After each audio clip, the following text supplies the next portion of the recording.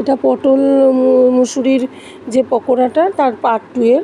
এবার এইটা মুসুরির ডালটা দিয়ে মাখিয়ে ভালো করে মাখাতে হবে, দিয়ে এটার মধ্যে তেলে ছাড়তে হবে, আস্তে আস্তে ছাড়বে।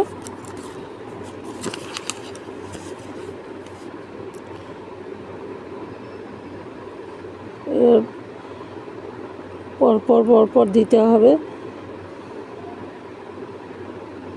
কারণ পটলটাকে ঢেকে দিলে মানে ভেতরে খেতেও ভাল লাগবে।